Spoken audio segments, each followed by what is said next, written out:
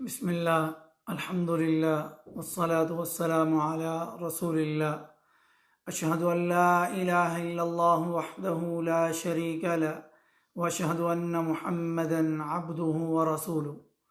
قال اللہ تعالی فی الکلام المجید: اعوذ باللہ من الشیطان الرجیم، ومن شر حاسد اذا حسد، اور حسد کرنے والے کے شر سے جب وہ حسد کرے، یعنی پناہ مانگتا ہوں جو اس سورۃ الفلق کے شروع میں بات ہوئی کہ کن کن چیزوں سے پناہ مانگنی ہے۔ اس میں ایک یہ چیز ہے کہ حسد کرنے والے کے شر سے میں پناہ مانگتا ہوں، یعنی کسی شخص پر اللہ کی نعمت اور اللہ کی رحمت ہو، اللہ کا اس پر کرم ہو، اللہ نے اس پر اپنی رحمتوں کے اور نعمتوں کے دروازے کھولے ہوئے ہوں، اس سے جلنا کہ یہ نعمت اسے کیوں ملی، اور اس کے زوال کی، اس کے چھن جانے کی تمنا کرنا، پھر خواہ وہ خواہش ہو یا کوشش ہو کہ حسد کرنے والے کو ملے یا نہ ملے لیکن اس کے پاس نہ رہے۔ اس حسد کے کئی درجے ہیں۔ سب سے بدتر یہ درجہ ہے کہ کسی شخص کو اللہ نے جو نعمت دی ہے اس سے چھن جانے کی تمنا کے ساتھ ساتھ قول و عمل کے ذریعے سے یہ کوشش کرے کہ وہ نعمت اس سے چھن جائے، چاہے پھر وہ اس کو ملے یا نہ ملے۔ مگر بعض کی یہ خواہش ہوتی ہے کہ اس سے چھن کر کے مجھے مل جائے، اور بعض کو اس سے غرض نہیں ہوتی بلکہ وہ اسی پر خوش ہوتے ہیں کہ اس کے پاس یہ نعمت نہیں رہنی چاہیے کسی صورت میں بھی۔ اور عملی طور پر بعض لوگ نقصان پہنچانے کی کوشش نہ کریں لیکن وہ دل میں یہ خواہش ضرور رکھتے ہیں کہ اس کے پاس یہ نعمت نہ رہے، تو یہ ہر طرح سے یہ حسد کے یہ درجے، یہ مراتب حرام ہیں۔ حسد کے حرام ہونے کی وجہ یہ بھی ہے کہ حاسد دراصل اللہ تعالیٰ پہ ناراض ہوتا ہے، نعوذ باللہ، کہ اس نے یہ نعمت اسے کیوں دی، اور جس سے حسد کر رہا ہے اس کا کوئی جرم نہیں، پھر بھی اس سے ناراض ہو رہا ہوتا ہے اور اسے نقصان پہنچانے کی کوشش میں رہتا ہے۔ اللہ رب العزت ہم سب کو حسد کی اس آگ سے، اس لعنت سے، اس گندی چیز سے اللہ رب العزت ہم سب کو محفوظ فرمائے۔ یہ کسی ادارے میں بھی ہو سکتی ہے، یہ بہن بھائیوں میں بھی ہو سکتی ہے کہ اس بھائی کو یہ مقام کیوں ملا، اس بہن کو یہ عزت کیوں ملی، یہ دوست و احباب میں بھی ہو سکتا ہے، یہ کلاس روم میں بھی ہو سکتا ہے، یہ ٹیچرز کے آپس کے اندر بھی ہو سکتا ہے، یہ اسکول کا اسکول کے ساتھ بھی ہو سکتا ہے، یہ ہر معاشرے، ہر گھرانے، ہر ماحول، ہر بیہ جہاں آپ رہتے ہیں وہیں ہو سکتا ہے۔ اللہ رب العزت ہم سب کو اس سے محفوظ فرمائے۔ یہ دینی لوگوں میں بھی ہو سکتا ہے، دنیاوی لوگوں میں بھی، دینی علوم سے بہرہور لوگوں میں سے بھی ہو سکتا ہے، دنیاوی علوم سے بہرہور لوگوں کے اندر بھی، اور عوام اور جہلاء کے اندر بھی یہ ہو سکتا ہے۔ یعنی کہ یہ کسی بھی طرح یہ انسان کے اندر یہ بیماری آ سکتی ہے۔ اللہ رب العزت ہمیں اس سے محفوظ فرمائے۔ آئیں ذرا ایک سچی توبہ اس حسد سے اور اس بہتان سے کیسے کوئی کرتا ہے۔ علامہ ابن الجوزی رحمہ اللہ مسلم بن ابراہیم کے حوالے سے بیان کرتے ہیں کہ ایک شخص مشہور عابد اور زاہد حبیب فارسی رحمہ اللہ کے پاس آیا اور بڑے تکبر اور رعب سے کہنے لگا: میری بات سنو اے حبیب فارسی۔ تو انہوں نے کہا: بتاؤ کیا بات ہے؟ اس نے کہا: میرے 300 درہم تم پر واجب الادا ہیں، فوراً ادا کرو ورنہ میں قاضی کی عدالت میں تمہارے خلاف مقدمہ دائر کروں گا اور تمہیں لوگوں میں رسوا کروں گا، لوگوں میں تمہیں ذلیل کروں گا، تمہاری عزت کی دھجیاں اڑا دوں گا۔ حبیب فارسی رحمۃ اللہ علیہ کہنے لگے: میرے عزیز، میرے اور تمہارے درمیان آج تک کبھی کوئی ملاقات ہی نہیں ہوئی، میں اور آپ کبھی ملے ہی نہیں، نہ بھی ہمارا لین دین ہوا ہے، کبھی میں نے تم سے کوئی قرض بھی نہیں لیا، تم مجھ سے 300 درہم کا کیوں مطالبہ کر رہے ہو؟ تمہارا یہ مطالبہ سراسر ظلم اور زیادتی ہے۔ وہ شخص بولا: تمہیں یہ 300 درہم دینے پڑیں گے، کان کھول کر کے سن لو، میں ہر صورت میں یہ رقم لے کر کے رہوں گا۔ حبیب فارسی رحمہ اللہ نے اس سے کہا: تم کل تک اپنے مطالبے پر دوبارہ غور کر لو، کیا واقعی تم نے مجھ سے یہ رقم لینی ہے؟ ادھر میں بھی سوچتا ہوں، گھر میں اپنی اوراق دیکھتا ہوں، ہو سکتا ہے کہ میں بھول چکا ہوں اور مجھے میرے اوراق میں کوئی ایسی تحریر مل جائے جو تمہاری بات کی تصدیق کرے، تاکہ میں اپنی یادداشت کو بھی دیکھ لوں اور جانچ پڑتال کر لوں۔ تاہم میری یادداشت کے مطابق میرا تمہارا لین دین کا کبھی کوئی معاملہ ہوا ہی نہیں۔ حبیب فارسی رحمہ اللہ اپنے گھر تشریف لائے اور سارے کے سارے حسابات کو دیکھا، بھالا، ایک ایک ورق کی جانچ پڑتال کی، مگر کوئی ایسی چیز اسے نہ ملی جس سے اس شخص کے دعوے کی تصدیق ہوتی ہے۔ یہاں پر نوٹ کرتے جائیں کہ دین نے ہمیں حکم دیا ہے کہ جب آپ کسی سے لین دین کریں تو آپ اس کو لکھ لیا کریں۔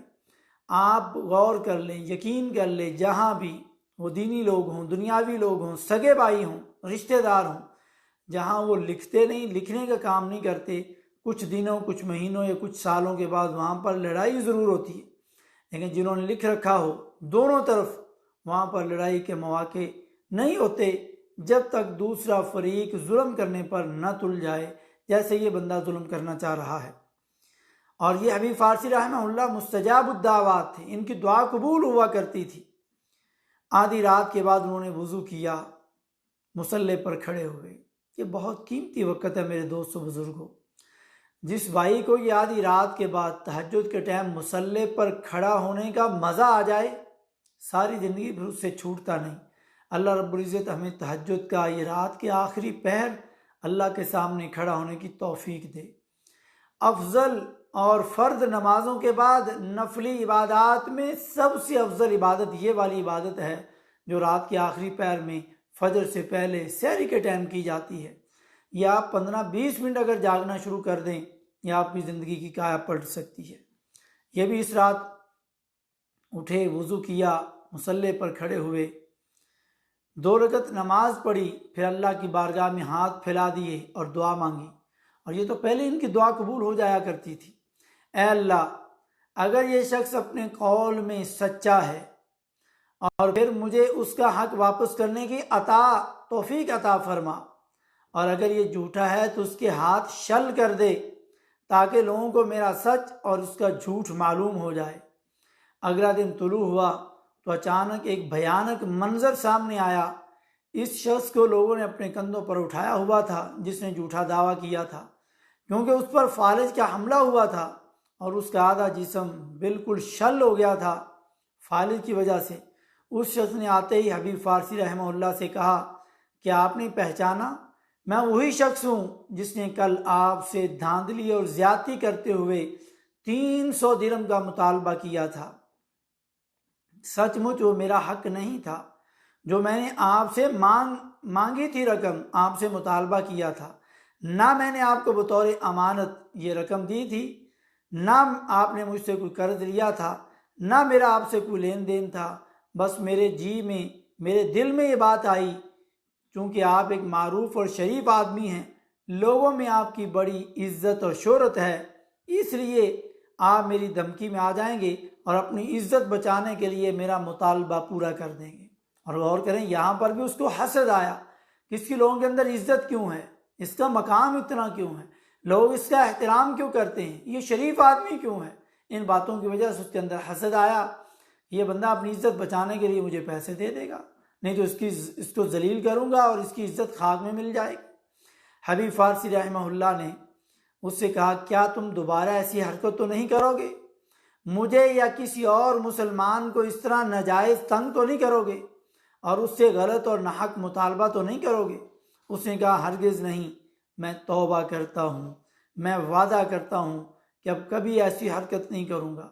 حبیب فارسی رحمہ اللہ نے دوبارہ بارگاہ الہی میں ہاتھ اٹھا دیے اور اللہ تعالیٰ سے دعا کی، اللہم ان کان صادقا فالبسہ العافیہ، اے اللہ اگر یہ اپنے قول و قرار میں سچا ہے تو اس کو شفا عطا فرما، اس مرض سے اس کو نجات دے دے، اس کے جسم میں جو فالج پڑا ہے، جسم کا ایک حصہ شل ہو گیا ہے، اللہ تو اس کو صحت اور تندرستی عطا فرما۔ یہ دعا کرنے کی دیر تھی، وہ شخص یکدم اپنے قدموں پر کھڑا ہو گیا، اس کا مفلوج بدن اللہ تعالیٰ نے اپنے فضل اور کرم کے ساتھ بغیر علاج کے ٹھیک کر دیا، پھر وہ یوں چلنے لگا جیسے اسے کوئی مرض تھا ہی نہیں۔ یہ مختصر تاریخ دمشق کے اندر علامہ ابن عساکر رحمہ اللہ نے پہلی جلد 828 نمبر صفحے پر اس واقعے کو ذکر کیا ہے۔ میرے بھائیوں، دوستو، بزرگوں، یہ واقعات جو بیان کیے جاتے ہیں یہ عبرت کے لیے ہیں، لیکن اس کا اصل اللہ رب العزت نے قرآن پاک میں ہمیں بتا دیا کہ کسی سے حسد نہ کریں، کسی سے بغض نہ رکھیں، کسی سے کینہ نہ رکھیں۔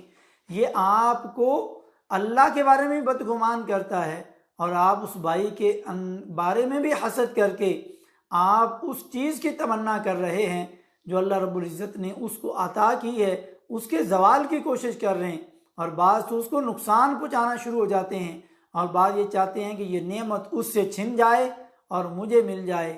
میرے بھائیوں، نہیں، بلکہ آپ اللہ سے دعا کریں کہ اللہ جس طرح تو نے یہ چیز اس کو عطا کی ہے مجھے بھی عطا کر۔ کیا اللہ کے خزانوں میں کسی طرح کی کوئی کمی ہے؟ ایک مسلمان بندے کے تو ذہن میں ایسا آنا بھی نہیں چاہیے کہ اللہ کے خزانے میں کوئی کمی ہے۔ جو اللہ اس کو عطا کر سکتا ہے مجھے اور آپ کو بھی دے سکتا ہے۔ میرے پیارے بھائیوں، دوستوں، بزرگوں، عزیز بہنوں، ماؤں، حسد سے، اپنی اس بیماری سے اللہ تعالیٰ سے توبہ کریں، اور کسی کے بارے میں حسد نہ کریں بلکہ اللہ سے دعا کریں۔ اور جانتے ہو، جب آپ اللہ سے اس کے لیے دعا کریں گے، ساتھ میں جو کھڑے ہوئے فرشتے ہیں وہ کہتے ہیں اللہ تو اس کو پہلے عطا کر۔ اگر آپ کو وہ چیز چاہیے تو آپ اس کے لیے اور لوگوں کے لیے دعا کریں، یقین جانیے آپ کو وہ چیز مل جائے گی۔ اللہ رب العزت ہمیں حسد کی آگ سے جلنے سے بچائے، اور اللہ رب العزت ہمیں اپنی بارگاہ سے خالص توبہ کرنے کی اور صرف ایک اللہ سے مانگنے کی توفیق نصیب فرمائے۔ سبحان ربک رب العزت عما یصفون وسلام علی المرسلین والحمد للہ رب العالمین۔